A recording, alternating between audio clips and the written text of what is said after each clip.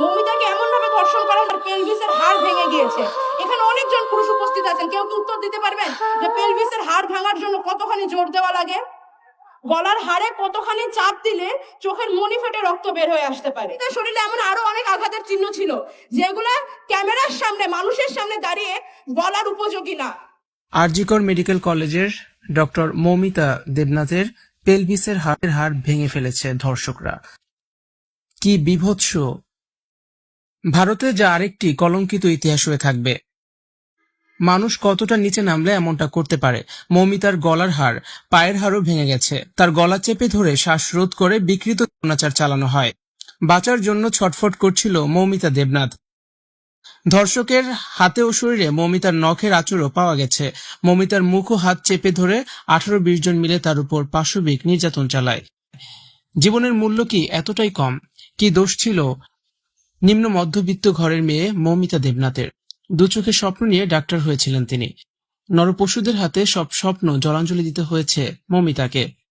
তাকে যেভাবে ধর্ষণ করে মারা হয়েছে তা বর্ণনারও অযোগ্য। মৌমিতার উপর যে বর্বরোচিত নির্যাতন চালানো হয়েছে তা কখনো 1-2 জন ব্যক্তি মিলে করতে পারে না। পুলিশ ধারণা করেছে এই ধর্ষণ কাণ্ডে 18 থেকে 20 জন জড়িত রয়েছে।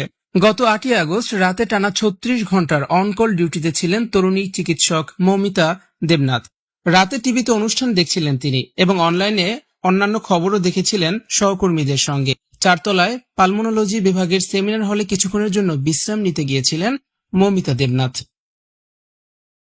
কিছুক্ষণ পরেই ওই ঘরে ঢোকে ধর্ষকেরা। করা হয় এ সময় ধর্ষকেরা মদ্যপ অবস্থায় ছিলেন। মৌমিতা চিৎকার করলে তার মুখ আরো জোরে চেপে ধরা হয়। এত জোরে তার গলা টিপে ধরা হয়েছিল যে তার থাইরয়েড কার্টিলেজ ভেঙে যায় এবং তিনি অচেতন হয়ে পড়েন। আর সে অবস্থায় তার পোশাক খোলা হয় এবং চালানো হয় বিকৃত স্বপ্ন নির্যাতন। এরপর মৃত্যু নিশ্চিত করতে শ্বাসরোধ করা হয় এই নারী চিকিৎসককে।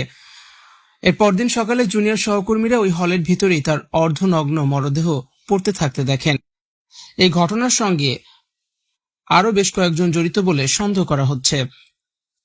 মৌমিতা দেবনাথের শরীরে যে পরিমাণ পাওয়া গেছে তাতে প্রায় 20 জন দর্শক জড়িত থাকতে পারে বলে সন্দেহ করা হচ্ছে।